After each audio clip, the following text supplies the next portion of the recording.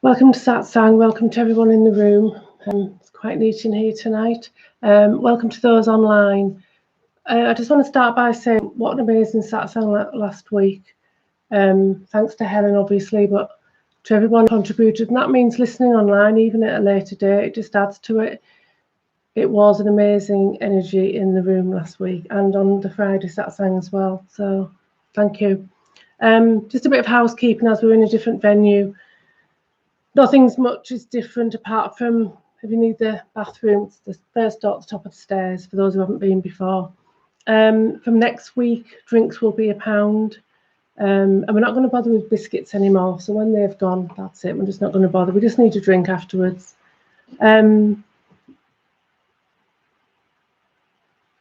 As usual, there'll be a talk. For those online, if you have a question, if you email in, we can ask them at the next Satsang. We quite often get emails, and it means that you know your questions can be asked and answered. Helen will give a talk, and then people will be invited in the room for questions. So just let her know if you have one. Wait to be asked and invited to ask a question. We ask that there's no eating and that you stay in the room. After Satsang, we asked if we could stay on topic, and you know, obviously it's a time to just continue with that amazing energy like it was last week. Events. The next lunchtime Satsang is a week tomorrow on the 13th. Again, that's here. Again, it's available online via YouTube. Ask your questions via email if you have one. The retreat is fully booked, but that's at the end of this month, and I'm getting really excited about it. I love retreat, and we're hoping to get the next one booked in very soon. We're going to visit a few venues soon. The Satsang Intensive, May the 17th. Anyone online can join the intensives, and it is different to the actual Satsang. It means that you can interact via video conferencing. So please be aware of that. It's not quite the same as this Satsang. You are able to ask questions as if you're in the room, so don't feel you miss out. We are getting booked on that already. We've had a few bookings. It's May the 17th. It's a longer time. All the details are on the website, helenhamilton.org. The Dissolving the Ego course is booked for the 4 Tuesdays in April, and again, that's via video conferencing. And in that, it's a 4-week course. You get lots of support via emails. You are invited to join a group to get support from other students. You get recordings and documentation to help you, and it is amazing. And if you want more peace, love and joy, I highly recommend it. That is also being booked at the moment, and we are limited for places. So if you want to be on it, for other students who've already done it, just email if you want to be added to the waiting list in case there are spaces. I'm doing that in an order of those that contact me first, and there's a few on there already. The online Sangha support group, which is brilliant for everyone here, but also for those who can't attend locally and you might feel like you're isolated. It's online. It is March the 15th at 12:30, and it's run by Gain, and that'll be, if you're interested in it, email in to evolutionofspirit@gmail.com, and let us know if you want to join it, and then we can get you the link. That is interactive. Again, you'll be able to speak as if you're in the room. Everyone will be online at that. There isn't a local event. There's also one-to-one sessions that Helen offers, and they're very popular and are being booked up rapidly at the moment. All the items that we sell, we're hoping to get online soon. At the moment, you can order the books. There is a link from the website again. Have a good Satsang. Let's hope it's amazing. I'm sure it will be. No pressure.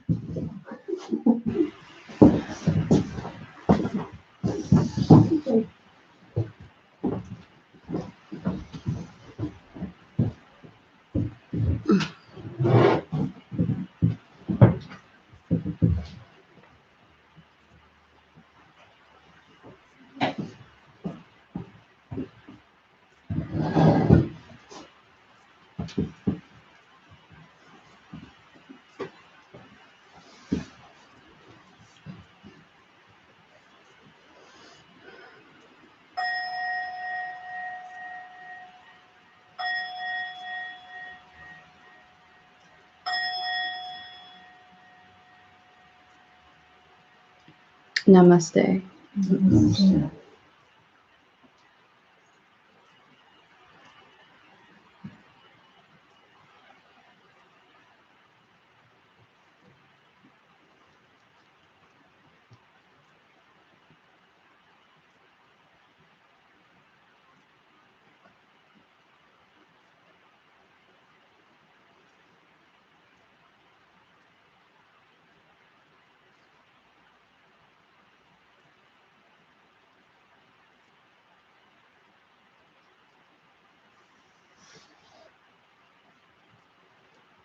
Welcome to everyone online and welcome to everyone in the room.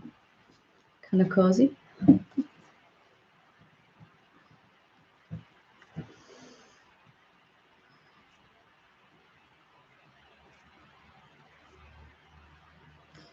Tonight I wanted to talk about something that's come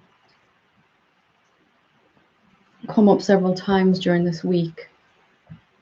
And it usually happens that when I've had some questions about this, that it's the subject of quite a few questions in the room, whether we realize it or not. And it's really, for me, it was the crux of self-realization. It was the thing to understand about waking up is, what do I need to understand? You know, if I'm heading in the wrong direction, how will I know? And so self-realization is realization of what yourself actually is. Sounds obvious, but it's not really something that we quite often that we don't understand initially. How do we come to know what we are? How do we come to find out what we really are in comparison to what we think we are? And the most common way that people have done this throughout the ages is to use one of our greatest powers as human beings, and that is the power of discernment, to come to understand clearly and distinguish between what I really am and what I'm not. And that is the point for me where the wisdom of Jnana Yoga and the devotion of Bhakti Yoga meet. A perfect understanding born out of love for truth that has brought us all the way to clearly see what we're not, to strip away the layers of what we think we are. And then what remains, what is left after we've done that, is to see, after we've stripped away what we're not, is reality. Because if we want to know what our place is in this world, how to find happiness, how to find peace, how to come to know what we actually want out of this life, it makes sense really first to find out what we are. I mean, how can we know what we want, where we're heading, what all this actually is, what reality is, if we're not sure about the one that's finding it out? If we haven't investigated the one that's investigating, where is all this going to lead? And if you're listening to this now, it's probably because you've tried finding peace and happiness and, you know, everything that we want from our old idea of what we are, and it hasn't worked so well, or it's worked temporarily. So discernment is one of our greatest powers as the self. And once we understand how to use discernment, and there's only a few things to clearly drop into place, which we'll go through tonight, then that discernment will take you all the way to the final realization, to infinite peace and love and joy. So discernment is defined in the dictionary as the ability to judge well, the ability to discriminate, the ability to make clear determinations about something. And really that is at the heart for me of what awakening is about, that so far perhaps we haven't been clear enough about what we are, and more importantly, what we aren't.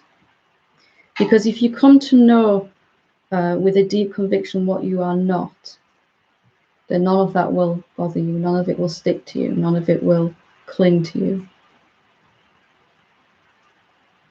And it will be starkly obvious what you actually are in that discernment process. So there are three ways, main ways to use our discernment. They're really all the same thing. So I'm going to go through all three and just notice which one pulls you, which one grabs you.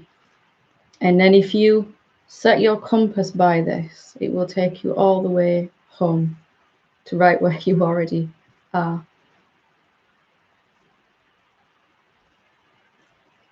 So the first one is to come to understand through discernment that anything at all in your outside world and inside, so outside world is other beings, our experiences, our relationships, our finances, our purpose in life, our job, career, all of that is observed by you. You can witness it, you can watch it, you can see it. And all of your inner world, also thoughts, emotions, experiences inside, desire, memory, past, present, future, all of that is also observed, witnessed to be happening on the inside. If you can use your discernment wisely and come to understand that anything at all that you can witness, that you can perceive or observe, cannot be what you are. If this is understood clearly, then it's going to wipe a whole possibility for suffering away. How can you know that what you see, sometimes we're seeing it with our physical eyes, sometimes we're seeing it with our awareness inside. Awareness is still seeing what we see through the eyes anyway. How can you come to know with a conviction that what you see cannot be you? It's really as fundamental as coming to understand that if I can see it, I cannot be it, because I'm looking at it from a distance. I'm able to perceive it, and therefore it's not me. And this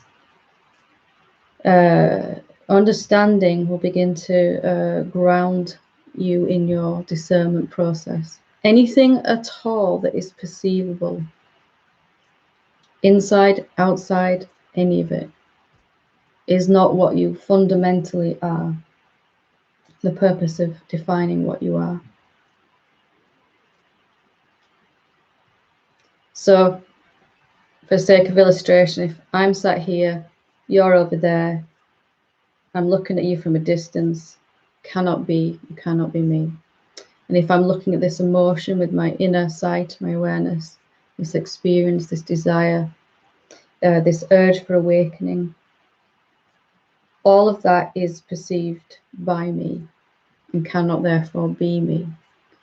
So discernment is to come to understand, is this what is perceived? Is this what I'm observing, seeing? Or is it the one seeing? And in that clear discrimination between the two, everything that you perceive can be discarded, at least for the purpose of self-definition. It can't be me. My thoughts, my body I perceive, my emotions, my experiences, even the most beautiful experience of the truth, even if it lasts for years, comes and goes, you're still here when it goes. And even your ego itself is perceivable. You can witness when it arises inside you. Therefore, cannot be you. You're still here when it subsides. You're still present. So just coming to clearly know the difference between you, the perceiver, and what you're perceiving or observing or witnessing. What is there that stands up then after you have applied this? What remains in your self-definition? after you've discerned clearly between what you're seeing and you that's seeing. Nothing at all, absolutely nothing at all except you. You that you can't see because you are looking from that place.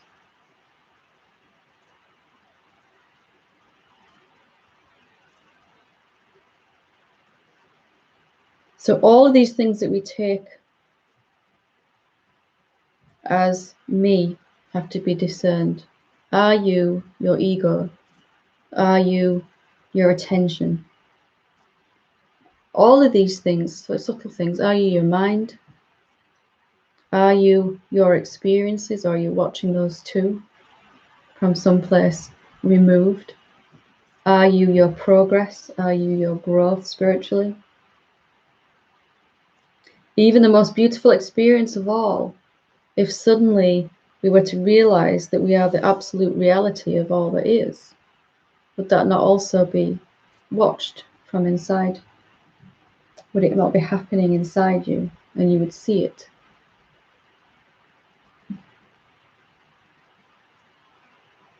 That same witness or perceiver that's watching thoughts come and go also watched your body appear and will watch the same body leave and remain exactly as you are. So clear discernment process will really take you out of suffering.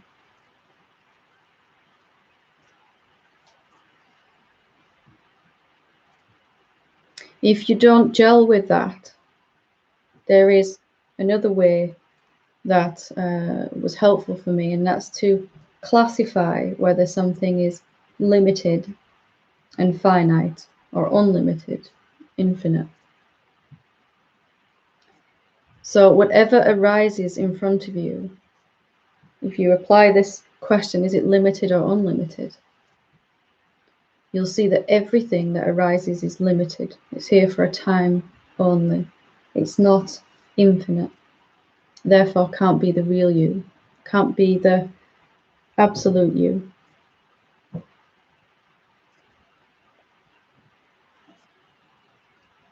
Even, again, our ego arises, our egoic sense of self that we're also troubled by. Does it survive this discernment process? Is it there? Is it everywhere? Is it there all the time? Or does it rely on the waking state? How much ego do you have left in deep sleep? Of course, it makes a special guest appearance in our dreams at night time sometimes, as a little story to tell.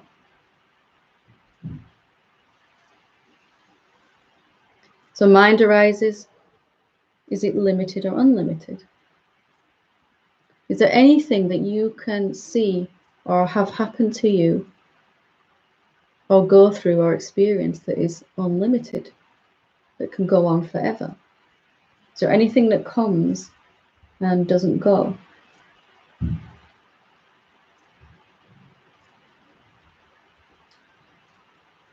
So just being clear on this one question.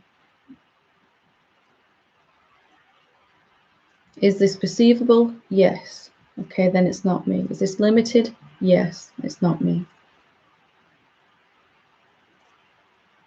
It'll help you to strip away. Your body is limited. Your mind is limited. Even the identification process with the body is limited. It's gone when the waking state's gone. All of this is swept away in clear discernment. It's amazing to just bring you back to yourself clearly and quickly. And so the last way that worked for me, there is more, but it is to ask, is this thing that's troubling me temporary or transient? The transient is defined as appearing for a short time only, not permanent. So what is there that survives that? If you're watching things come and go, you must be permanently here to see them come and go. You are present throughout thoughts appearing and disappearing. You're present throughout emotions arising and subsiding. You're watching even the waking state come and go, the dream state at nighttime coming and going. Something knows the sense, I am awake now. I know I'm awake in the morning. But the one who knows is permanent, and the one who wakes up in the morning is transient. The waking state, or the egoic sense of I, wakes up in the morning.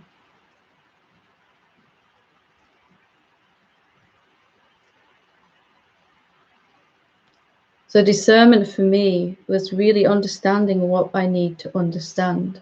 How do I come to know what I actually am? And perhaps more importantly for this process, how do I come to know what I'm not? What do I need to include in my self-definition? What can I exclude?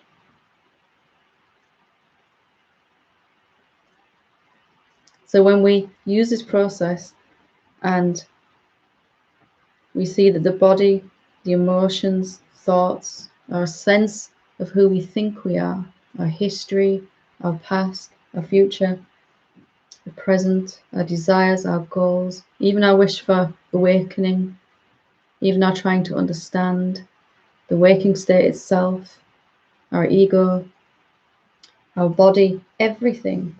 The world, even the world that we perceive, is disappearing at night time in sleep as we perceive it.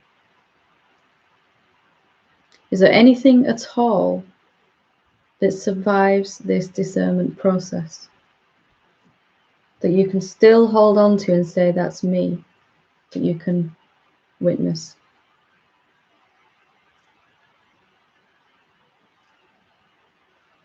Only you.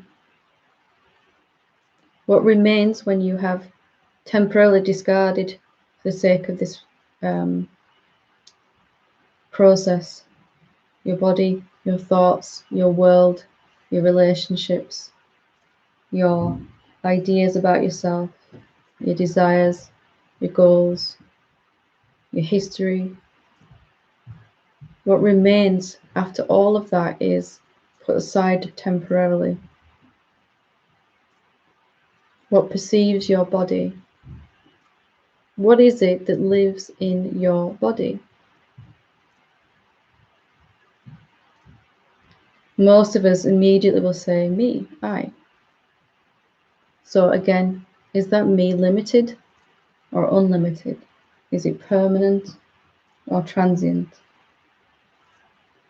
We all come across the first version of me, which is limited and has a lot to say about itself. Not wrong, just limited.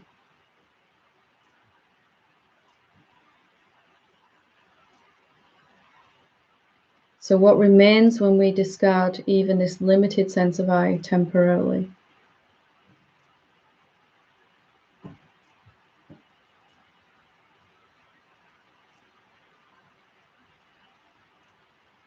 If our body, our thoughts, all of that is coming and going, disappearing, appearing, our world even, all that is left is what was always here before the body arrived. The space-like awareness in which your body appears and is perceived. That's really what we mean when we say I know. I being this awareness, this infinite space of awareness, the sentience itself that gives the body its intellect, gives the mind its power.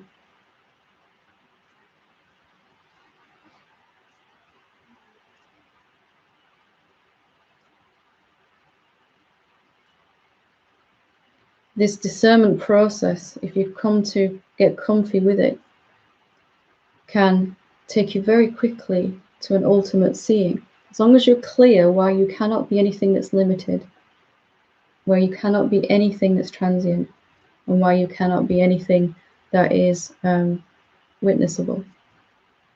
If those three things, or even just one of them, because they're all the same, are grounded in your heart, I cannot be anything at all that I can perceive, either with my eyes, physical eyes, or my inner awareness. Because I am here and it is outside of me. Even our emotions are outside Even our thoughts are outside. Even our sense of who I think I am is outside of my awareness, perceivable. All these are shapes passing in your awareness, some more subtle than others, some more physically gross than others, like the body. Thoughts are less tangible. Our sense of who we think we are is even less tangible, but still perceivable. Even attention is perceivable. You can say to me, yesterday my attention was just on the presence all day and it felt amazing. You can say that. And then I tried to have another day like that the day after, today.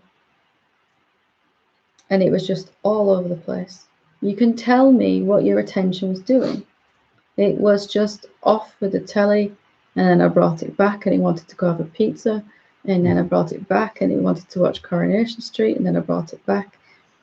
You know, you can say for that whole time where your attention was. It was here, there, and everywhere. Or it was sat nicely in one place and I felt wonderful. So even attention is talking to you, is reporting to you, is answering to you. Even that is perceivable. Can you pay attention when the waking state has gone? No, so it's transient, it's temporary. It's limited in that it's not here forever.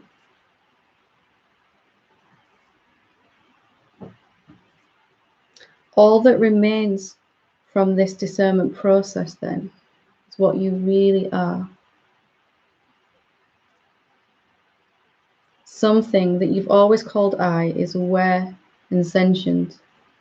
I know, I understand, I see, I witness, I perceive. What is this I? If all of these things are perceivable and coming in front of you as objects, all that remains then is the subjective self that you are. Not a self, but the self, which is unlimited, infinite, permanent. How are you perceiving that awareness? How are you noticing that self, that formless reality that you are? Is it an object, that awareness? Is it always here? Does it fit these categories of discernment? Is awareness limited or unlimited? How far does it reach from your body outwards? Are there lots of awarenesses sat in this room in little bubbles, or listening online?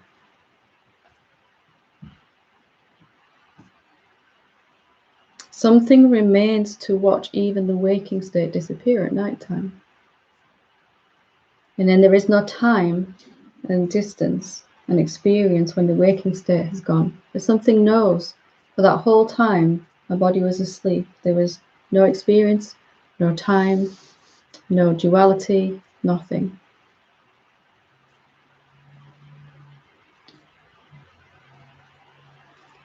So let's go back to the awareness. Let's see if it passes this test. Is it everywhere? Is it infinite? Where does it stop, your awareness? When does it leave? How are you noticing your awareness? With which faculty are you recognizing the sentience that is you? Can you see the awareness through your body, your eyes? Can you see it with can you touch it with your hands? Does it have any color or shape?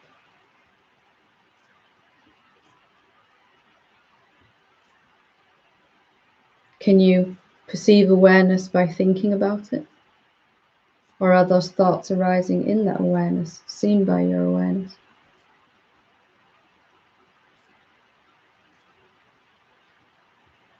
The only thing that can recognize awareness is awareness. It's the only thing that will survive this discernment process as to what you actually are. Your mind, your body, your egoic sense of self will all just carry on. They're not going to disappear in this discernment. We're just excluding them from our self-definition, what I know myself to be. So that all that remains is what's always here. And then fear is gone. When I know myself to be that which is here all the time, and is unlimited and cannot need anything, want anything, then there'll be no more fear, there'll be no more pain, there'll be no more suffering.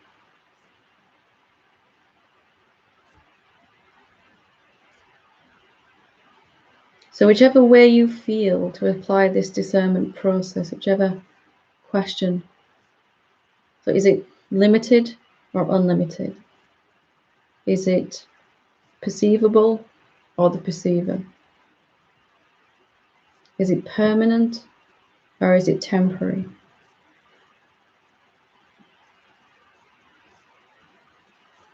If you understand clearly why you cannot be anything that is coming and going, then you're free forever. Beyond even identification with the body, even identification is coming and going. Sometimes I think I am this body, and then sometimes I think I am the self. You're watching that too. Beyond all of that.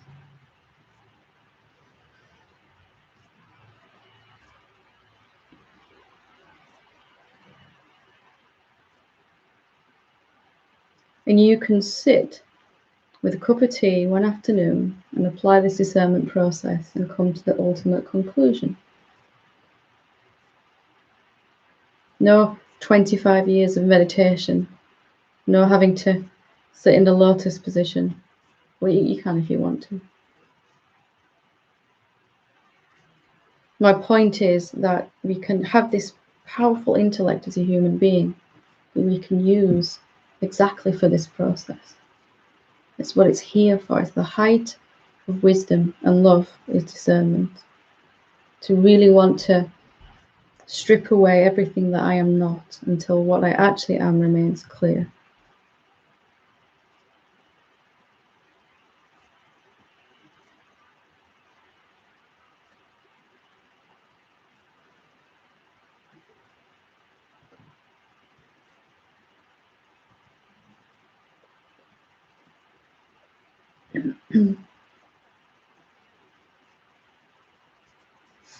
And if your mind says, I don't understand this discernment process, that's okay, because it's something really higher than your mind, or it's the highest part of your mind that's going to really understand what I've said, isn't it? It's not really a complicated process. Just pick one of these questions and apply it to everything that comes up in front of you. If it's not unlimited, permanent, and infinite, then it can be discarded and you move on. Even the universe itself is not going to last forever. Even the universe is perceivable. Even all of this appears and disappears. When you close your eyes at night time, how much can you take with you? It's all disappearing, and that all depends on the waking state. Is it too simple? Too easy? So we had a question emailed in.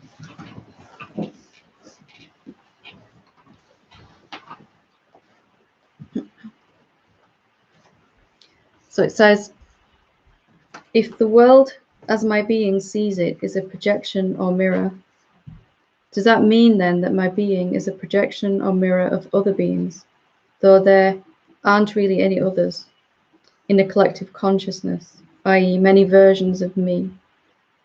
Does this confirm that there really is no me at all? So if the world as my being sees it is a projection or a mirror, does that mean that my being is a projection of other beings, although there really aren't any others in the collective consciousness, i.e. many versions of me? Does this confirm that there really is no me at all? That's a really good question. So are there really many versions of me? You know, are there lots of mini-me's running around this planet? A strange movie comes to mind, but never mind.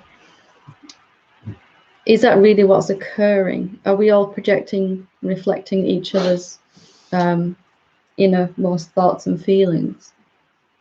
Or is there just the one being, and in each human body it's convinced it's a separate being?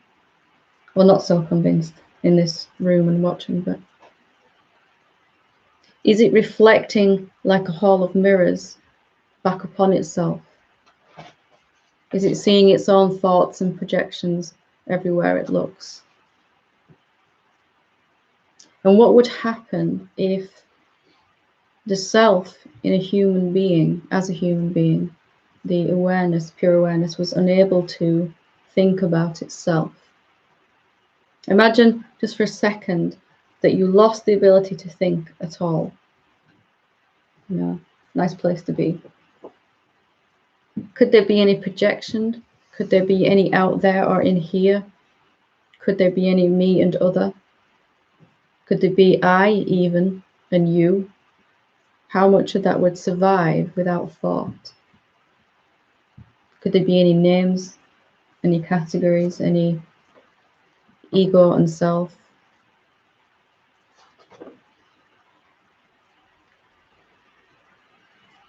So we're all mirroring back to each other, but it's really just the one being that is appearing as all these beings.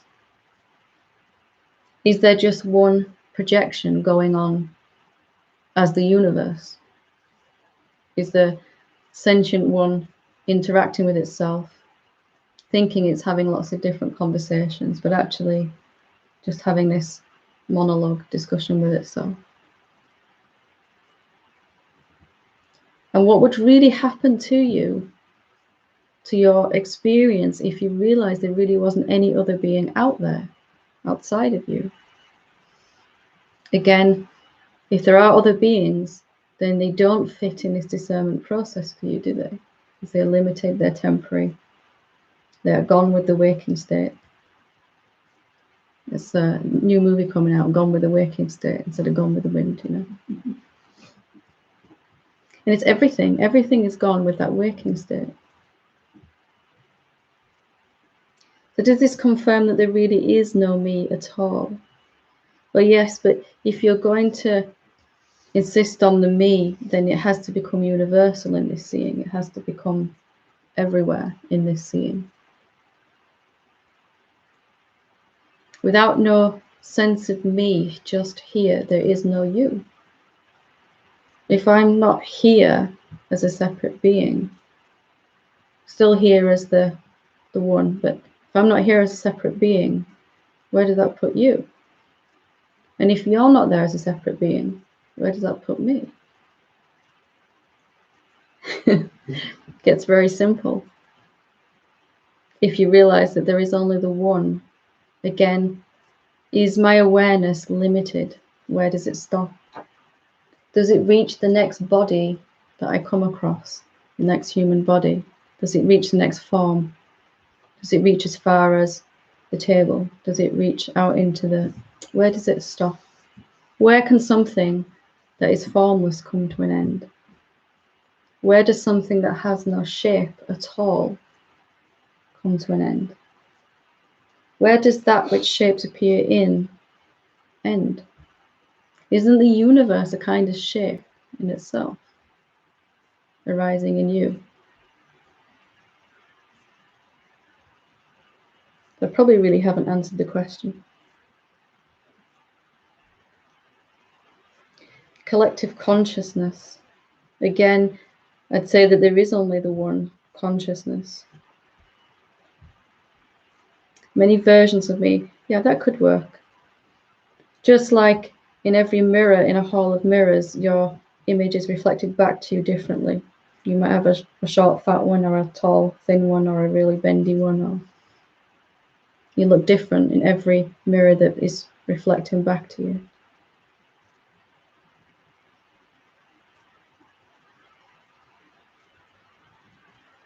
So all this projection and reflection becomes very simple when you realize there is only you out there and in here. There isn't any other than you. How to come to see that then? Just to apply this process, this discernment, wisdom, the height of our human intellect and devotion. How to confirm that there really is no me at all is to check, right? My body's here, my thoughts are here, my emotions may be coming and going, I'm experiencing right now. All of this is here, seems to be here, but is there a separate me experiencing it? When I actually look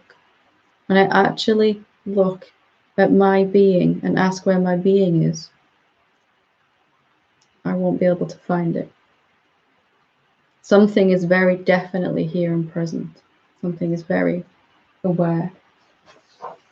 But does it have an edge or a boundary? Can it be separate to anything else?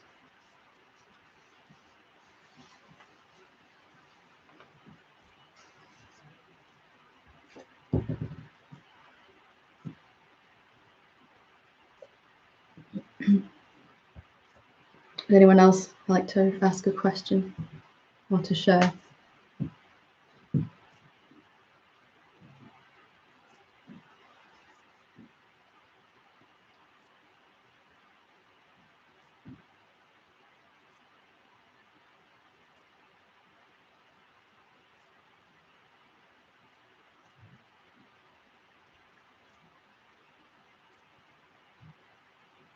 Everyone's discerning away.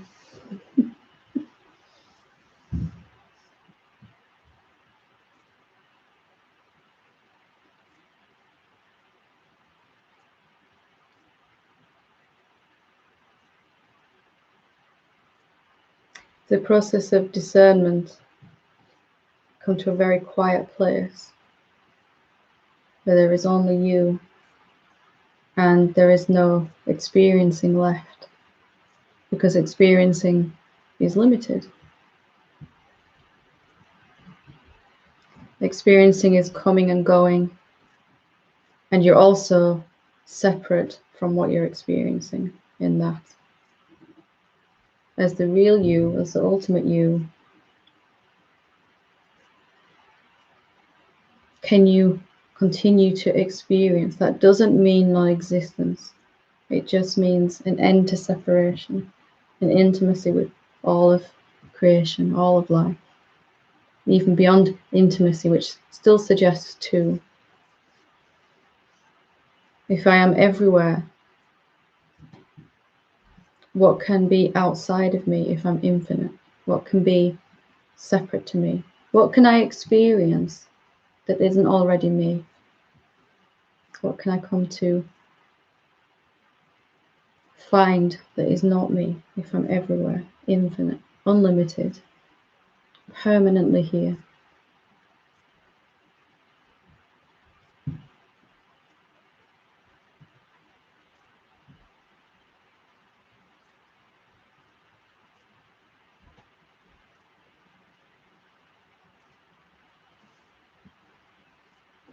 Does anybody want to ask a question?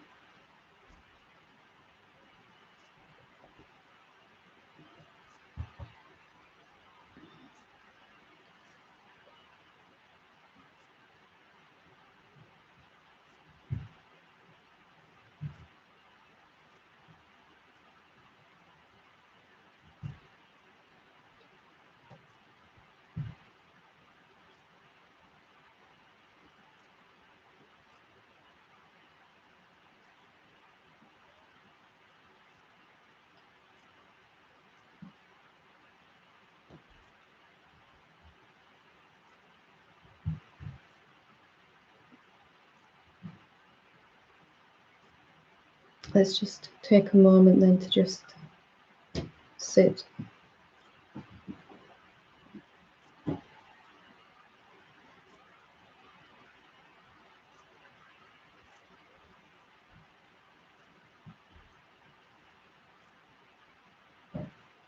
Just resting in your own self.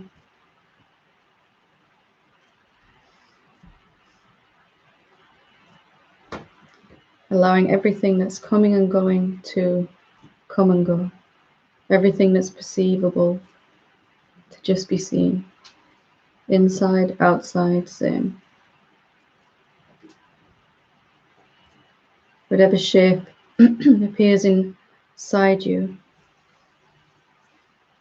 thoughts, feelings, emotions, whatever shape appears outside, sounds, experiences, just all allowed to come and go, exactly. Just sitting as you are.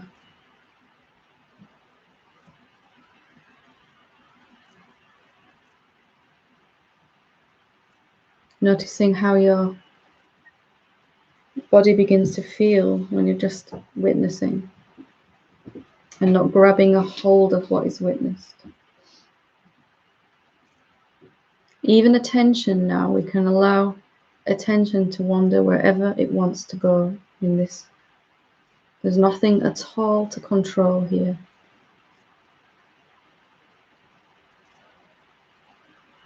Attention may wander to thoughts and back to my words and then to something external. It may just wander around for a while.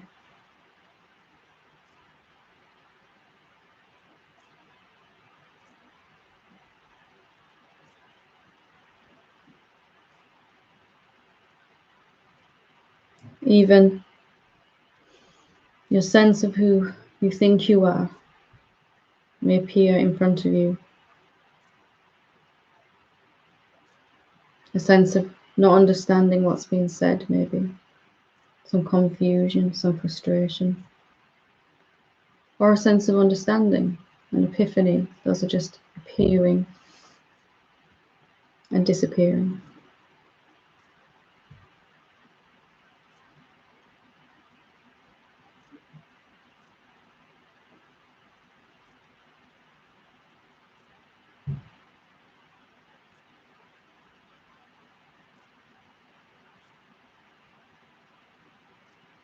Noticing that your witnessing, your watching is effortless.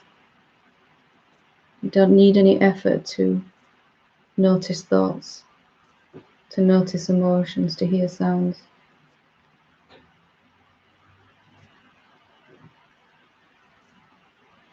Even to witness the waking state. Right now, you know you're awake. It's effortless to know that you're awake.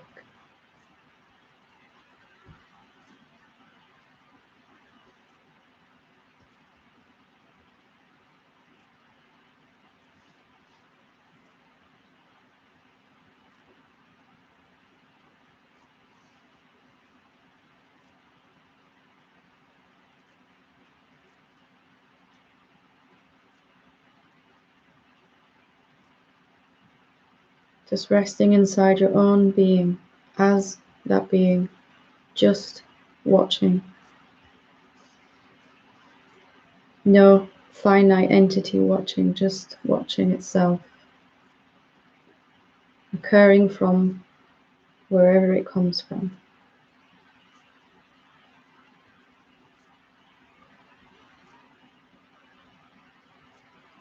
That which is seeing, that which is aware, even of time and space.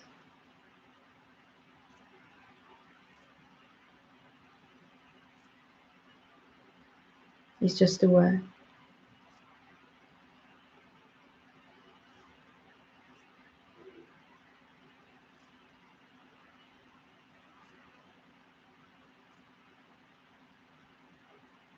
Everything that passes in front of you is going to disappear.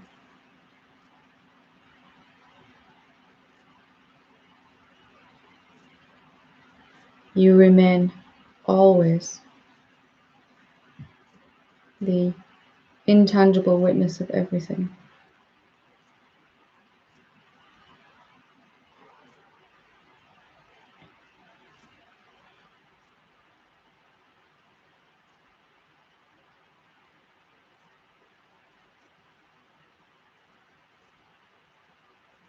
Yourself, you can't see as an object.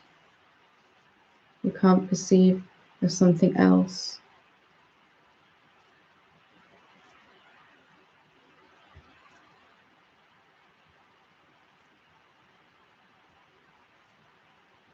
You can't see yourself like you see a thought or a feeling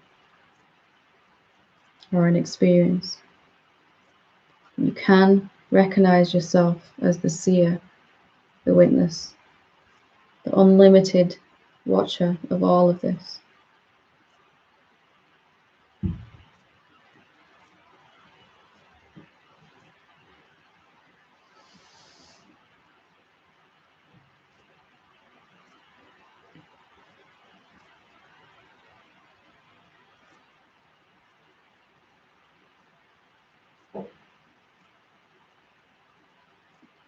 Simply noticing what always remains, which is you.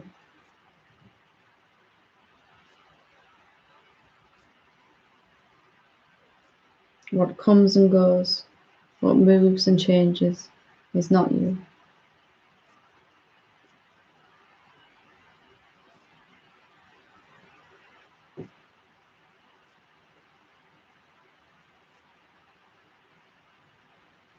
Everything that's witnessed depends upon you to see it. Everything that comes and goes needs you to notice it.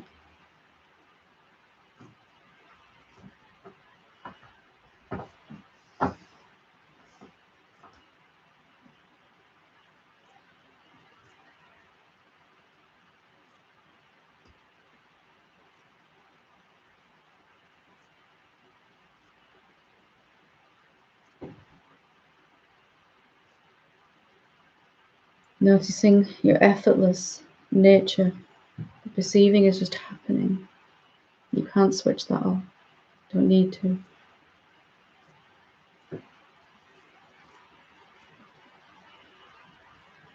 Perceiving without any involvement, without any interest.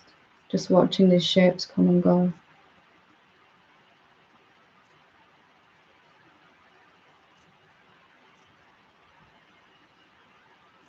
Some shapes, like bodies,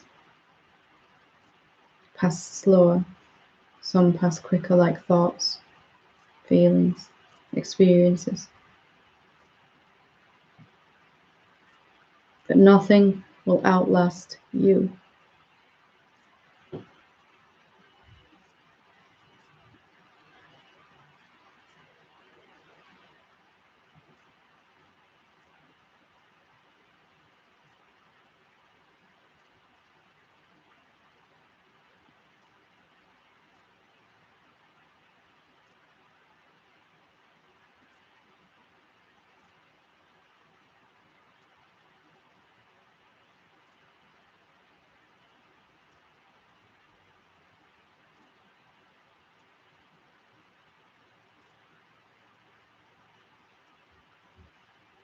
And we don't need to know what we are, simply to come to understand what we are not. To bring peace.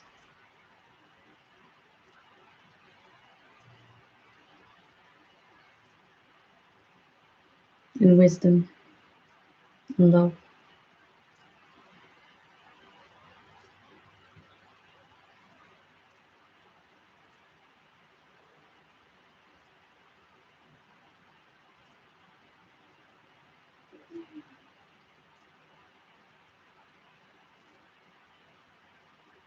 Nothing comes before awareness. Everything comes after.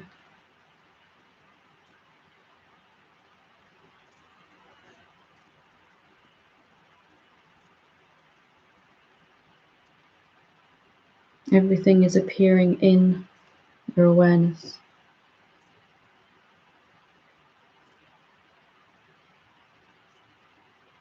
Everything is happening inside you and not to you.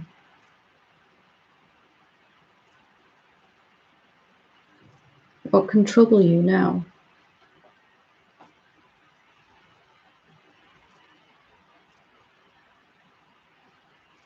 How can you be harmed?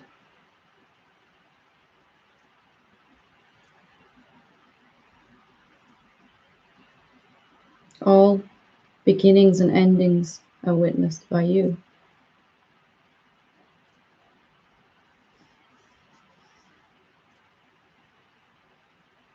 You're not beginning or ending. Time doesn't apply to you here. Change doesn't apply to you here.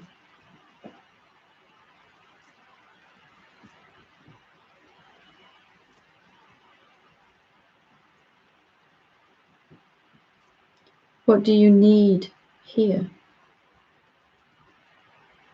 What do you want here?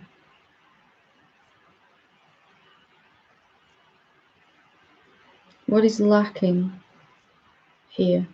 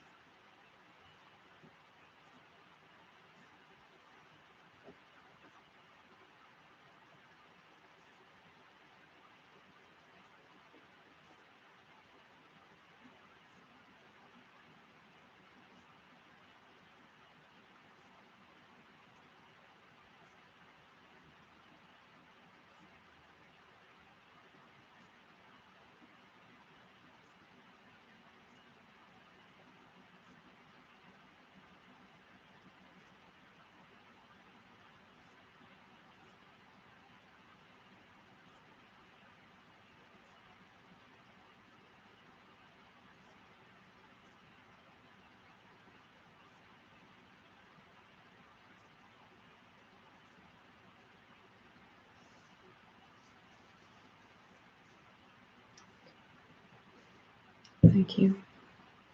Namaste.